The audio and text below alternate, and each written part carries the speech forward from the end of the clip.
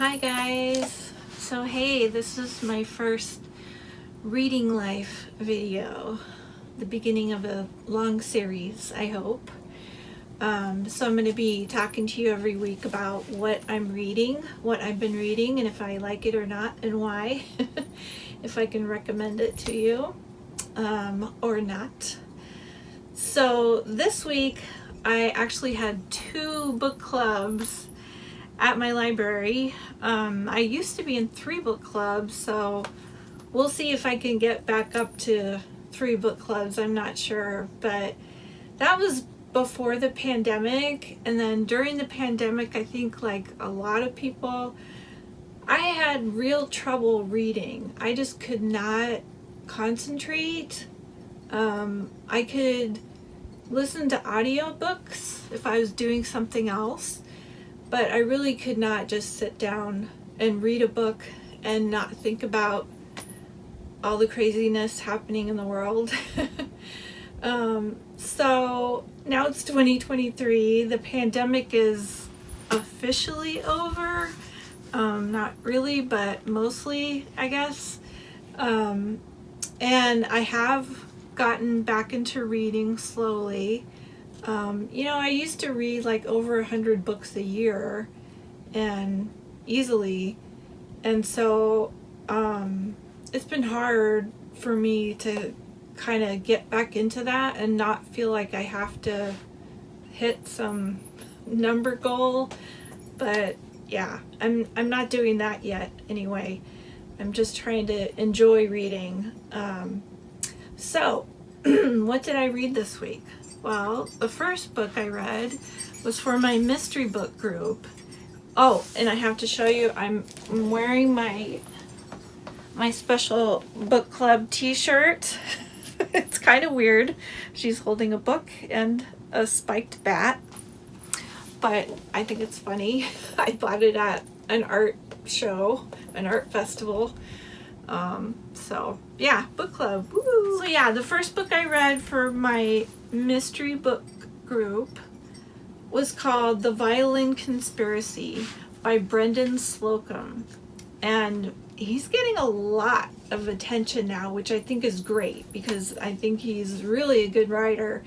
This was his first book, and now he's got his second book out, which is called Symphony of Secrets. And I already got that one. I bought that one on audiobook so I can listen to it while I'm crafting. But to go back to the first book, The Violin Conspiracy, we read it for our mystery group. It's sort of a mystery.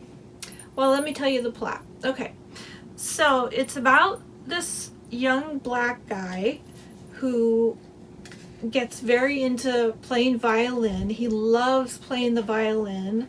Unfortunately, no one in his family really supports him. His mom thinks it's just noise.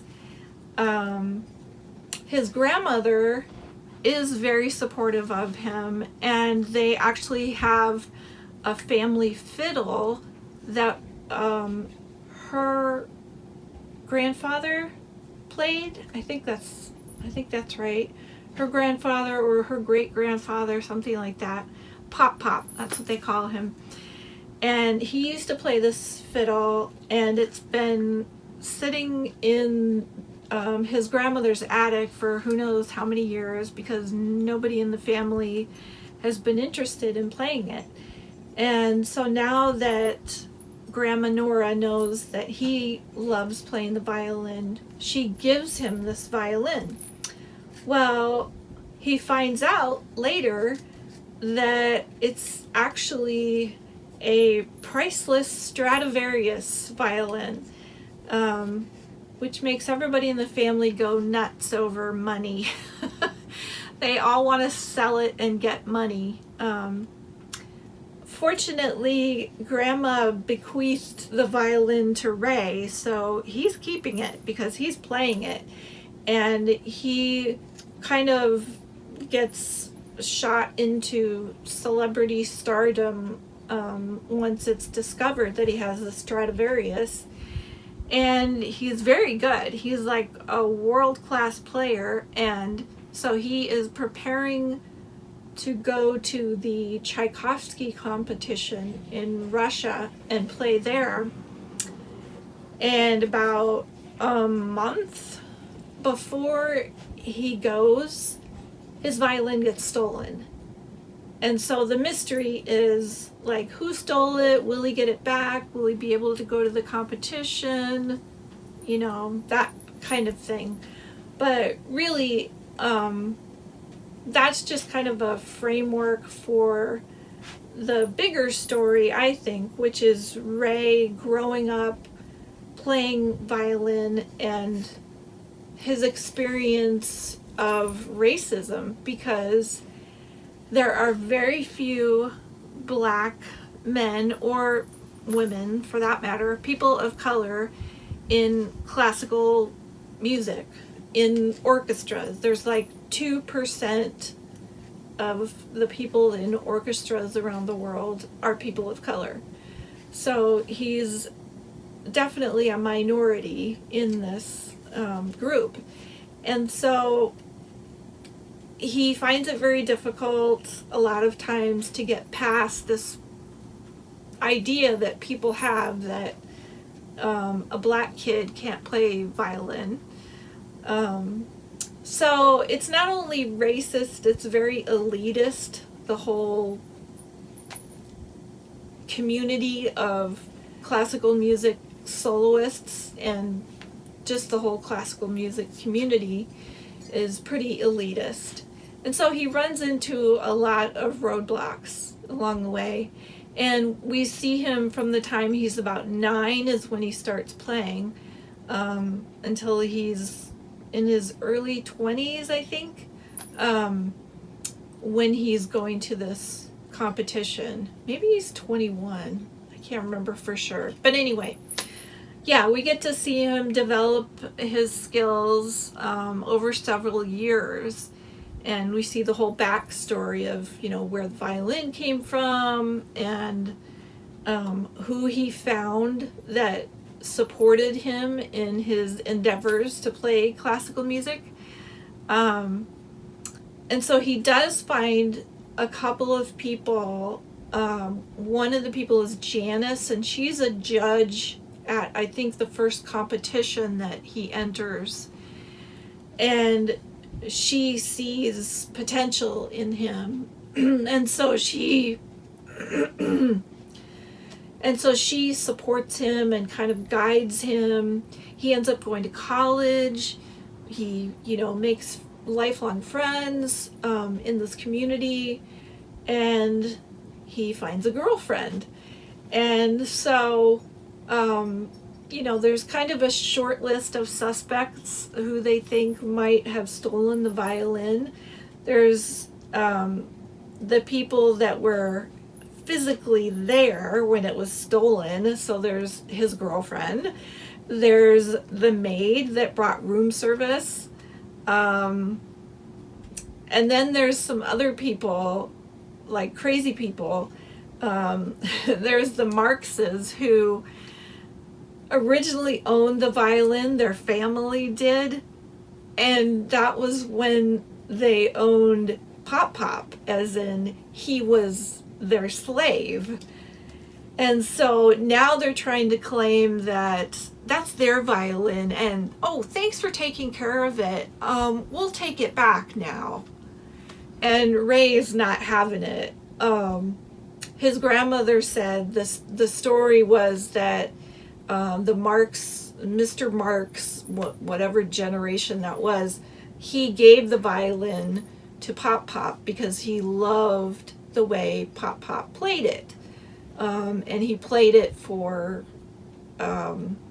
parties that the master had in his home, and he played it for the field hands at night, and just, you know, anytime he could. And that probably saved his life. That he was able to do that and not be in the fields a lot of the time. So yeah, these people are now claiming it's their violin, and they're a little crazy and a little creepy, and they are like following him, and they get into his house at one point. They kind of push their way in, and they're, you know, demanding the violin, and yeah, it's not good.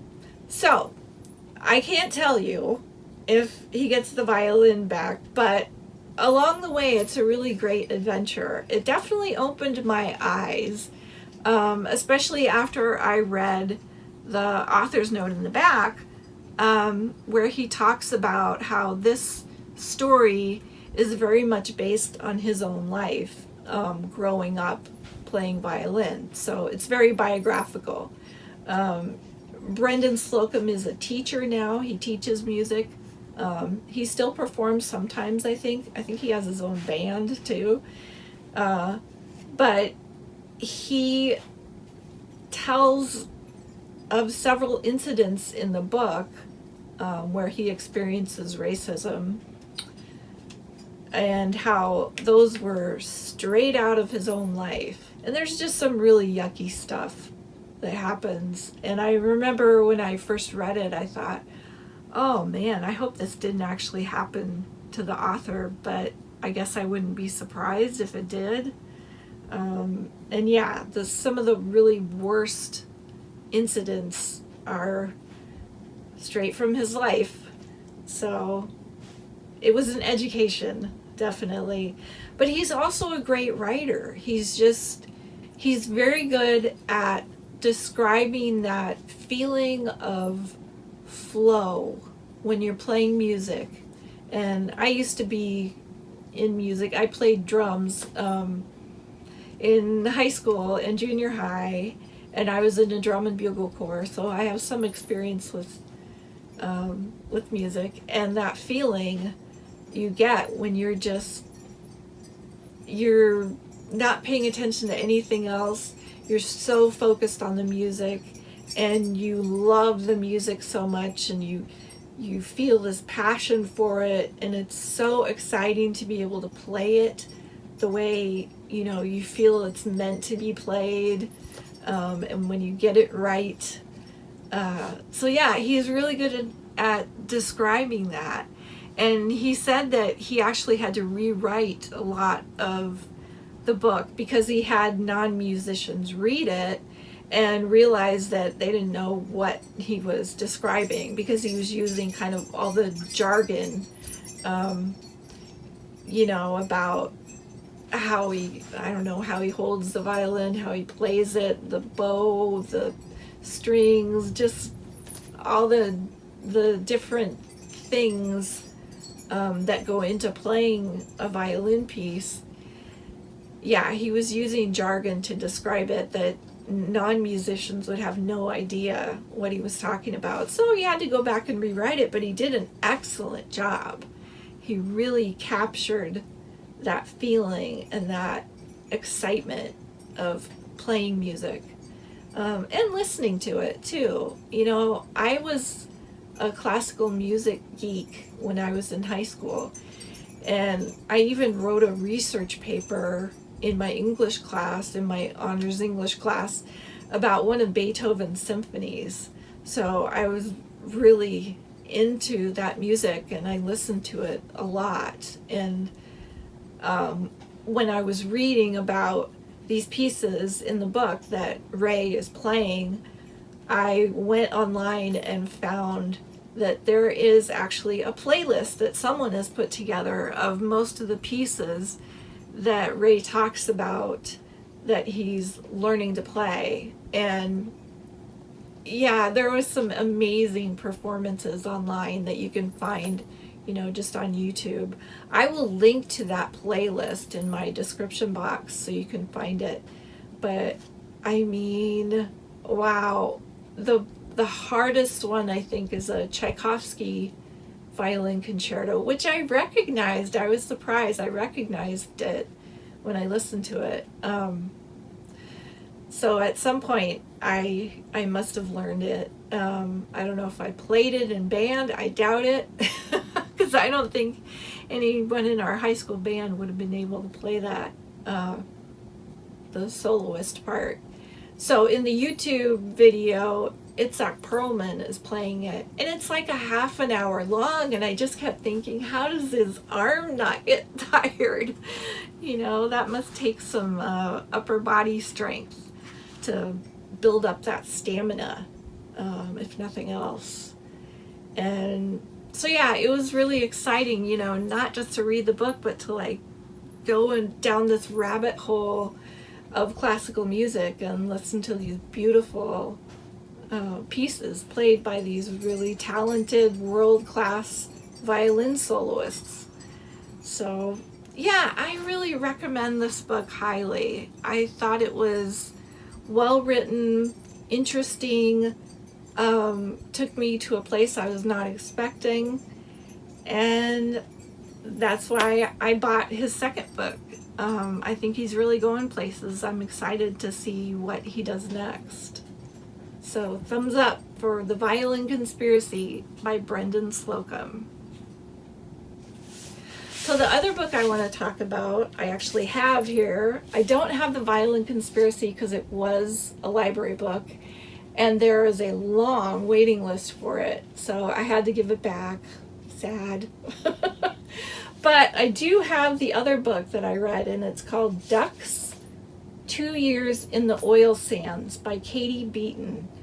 And I have this already because I bought it for my husband, I think last Christmas. We have a couple of Kate Beaton's other books, Hark a Vagrant, which is based on a webcomic she did for a long time. And actually she was working on that, I believe, while she was experiencing what she tells about in this book. So this is a biographical, it's a memoir in graphic novel form. It's very long, you can see how chunky it is, but it's not a difficult read at all. It's very straightforward. In my book group, we were talking about how it's kind of the opposite of Fun Home, if you've ever read that by Alison Bechdel, because Alison analyzes everything, like, you know, down to the ground. She just really takes it apart, what's going on in her family in Fun Home. And this is the opposite of that because it's just very straightforward telling of her kind of daily life working at these oil refineries in Alberta, Canada. So the story takes place when she is 21, and it's in 2005 is when it starts. So she's just graduated college, and she has a degree, a Bachelor of Arts in History and Anthropology. So not super easy to find a job. Plus, she lived in, and I think she lives back there now, in Cape Breton, on a tiny island in Nova Scotia that's very near Prince Edward Island. So most of the book is kind of that daily life of her, what she's doing, what her job is, who she's interacting with, what, you know, the conversations between her and the other workers, that kind of thing. There's really no analysis except at the very beginning when she kind of tells us why she has to go work in the oil sands. She wants to pay off her student loan, and she doesn't want to just get a crappy job and be paying off her student loan forever. So she wants to pay it off quickly so that she can kind of, you know, start the next stage of her life not in debt, and be able to find something in the arts that she can afford, you know, afford to live on. She won't be paying that student loan. So she knows that she can make really good money at the oil sands. And everybody seems to know this in Canada, or it's common knowledge. If you want to make good money, you go work at the oil sands. And it's in the middle of nowhere, very remote.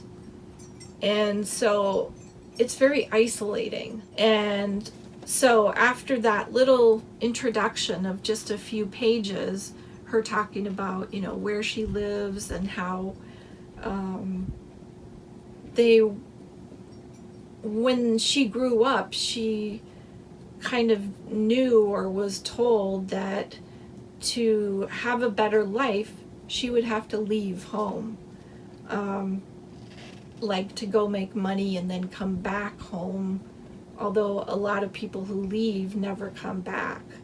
And so she's talking about there's going to be another empty seat at the table in her home because she is going to have to leave and go pay off this student debt by working at the oil refinery.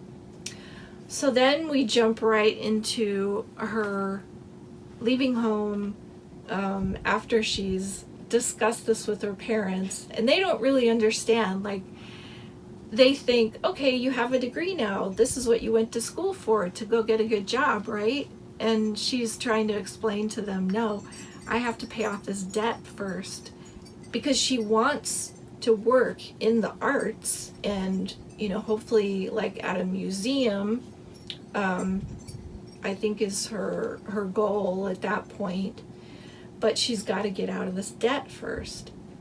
So she goes to work at the oil sands, and she ends up working there for a total of 2 years. Although after the first year, she is kind of traumatized by some things that happen. I would give a trigger warning for this book, because there is sexual assault that happens in it.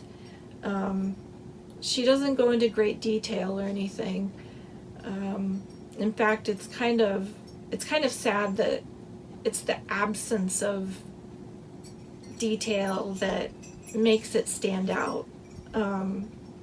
That she's not talking about it to anyone, and she's getting kind of disassociated. So after a year, her sister and a friend come out to work there as well, pretty much for the same reason, to get out of debt. And when they get there, she's ready to get out, and her sister's kind of mad at first because she's like, I just got here, but then it kind of comes out why she's got to get out of there, at least for a while. And so she goes to Victoria and stays there for about a year, I think. And she does work in a museum, but they can't give her full-time hours. And so she's trying to make ends meet, and she has to take a second job at a grocery store. And her dad is like, this is what you went to college for, to work in a grocery store? So they don't quite get it.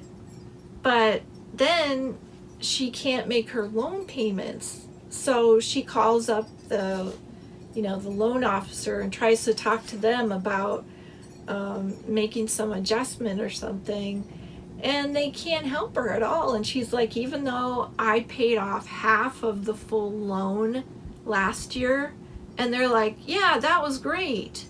You should go back to that other job where you were making that money and paying off, a big chunk of your loan. And of course she's like, no, I don't want to go back. But she does end up going back eventually. And there's different sites in this area in Alberta. So it's all oil refinery, and there are several different sites that she goes to. But she starts out in the tool crib, which is where her uncle told her it would be easy to get a job, because she's just basically keeping track of tools, inventory, and like checking it out to the different workers when they need it. Well, it turns out that the ratio of men to women at these refineries is about 50-1. So it's a very male-dominated environment. And unfortunately, there is a lot of misogyny, and just like they make comments about her body. They're always bugging her. They're always calling her honey, baby, chickie, all kinds of, kind of derogatory nicknames. And she just doesn't really know how to handle it. And so she just tries to be nice to everyone. And sometimes that gets her into trouble. But she's afraid that if she calls somebody out on their behavior, that everyone else will hate her. Say that person gets fired because of his behavior. Well, then she's stuck with everyone else looking at her saying, you made him lose his job, And there's one point where she does go talk to her boss, and it's horrible. It's like he calls her in, first of all, because she didn't want to work in this particular tool crib that her supervisor tried to assign her for that day. And so her boss is like, I hear you refused to work where your supervisor told you to. And she's, puts her on the defensive immediately. And she's like, well, no, I didn't exactly refuse. I just didn't feel comfortable. And he's like, why? And so she tries to explain to him how the men are gawking at her, and they only come to the tool crib to look at her sometimes. They don't even have tool requests. They make all kinds of nasty comments. And his response is basically, well, you knew it was a male-dominated environment when you signed up for this, so, suck it up or get out. So he's no help at all. So I think the effect of the story is kind of cumulative. It's like one of our book club members described it. He described the pages as looking kind of like a calendar grid. There's a lot of them that are either 6 or 9 panels per page, and it's very repetitive in the format, and so it's kind of like living through a year, and all the daily grind stuff that you go through. So I read it over 2 days, and the last 2 days previous from today, and I feel like it really didn't sink in a whole lot until I went to my book club last night and we talked about it.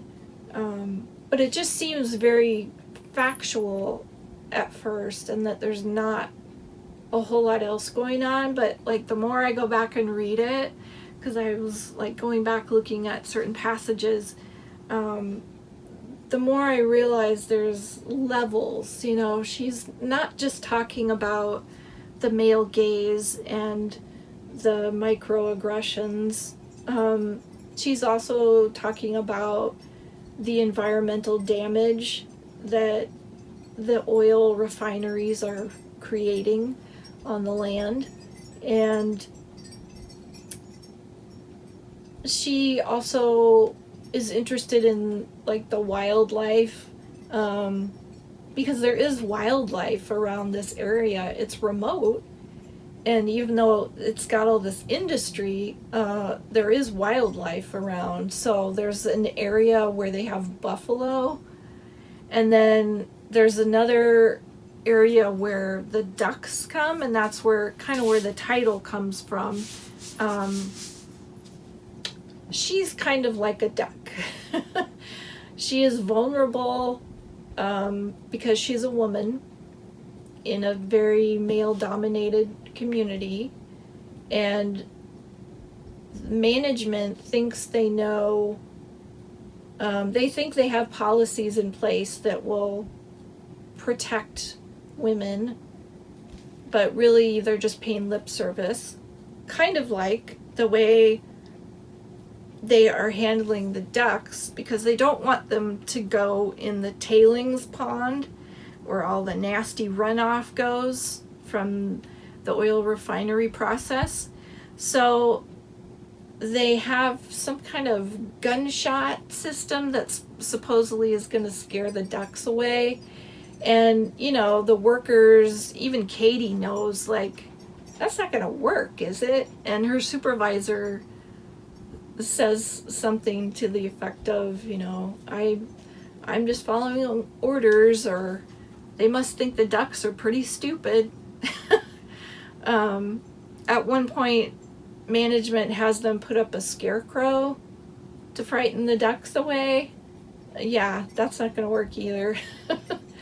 So that's kind of where the title comes from, is the vulnerable ducks, and how they're just given lip service, just like she is when she tries to stand up for herself. And she doesn't have anyone to talk to really while she's working until her sister comes, because even the women are into this culture of, hey, you don't have a boyfriend, let's match you up with someone, because all these men have been waiting for more women to come in. And like there's one part where she has a woman supervisor, and right after she tells the woman, I don't want to go with this guy, he's been bugging me to like take me on a tour of the refinery, he wants to drive me around and give me the tour, can you just get rid of him when he comes next time? And then the guy shows up, and what does the supervisor do? Tells him, sure, you can take her on a tour, hey Katie, come on out. It's just like exactly what she asked her not to do. So she's forced to go on this stupid tour with this guy, and she's just really tired and discouraged, I think, at that point. So yeah, she really doesn't have anyone to confide in or kind of process things with until her sister gets there. And at that point, she needs to take a break. So I really enjoyed it. I think she's a really smart writer. She's very talented at drawing. Like a lot of her drawing, like when she's drawing the characters, you can see it's kind of cartoon-like. It's not super detailed. But then every now and then you get these 2-page spreads where she draws very detailed the land and the machines on the land, kind of destroying the land. But yeah, she's really talented, and I think this is a smart way to tell the story, because she's indicting the male gaze as well as capitalism, the oil companies, destruction of the land. So there's a lot of different levels it works on. And I just found it really interesting, and I could relate to it. I wasn't as interested in the environmental stuff as I was in the sexual assault. I could relate to the sexual assault because I have experienced that. I mean, how many women haven't in this culture? It just seems so prevalent. So yeah, I think a lot of women are going to be able to relate to this. And most of my book group in my graphic novel book club are men, and they're very enlightened men, I think, for the most part. but like one of them, he's an English teacher, and he was saying he felt called out and I don't know if he said indicted, but it really made him think. And how, like, all these little comments, like, I don't even know if I would call them microaggressions. They seemed like macroaggressions to me, you know. Most of them were so blatant. And she was just at a loss as to how to respond. Like, sometimes her colleagues would be asking her, why didn't you say anything when he said that? And she was like, what am I supposed to say? How could I possibly respond to that in this environment? In this working environment, you know?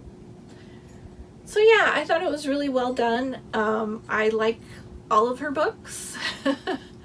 So I would definitely recommend it if you are kind of new to graphic novels.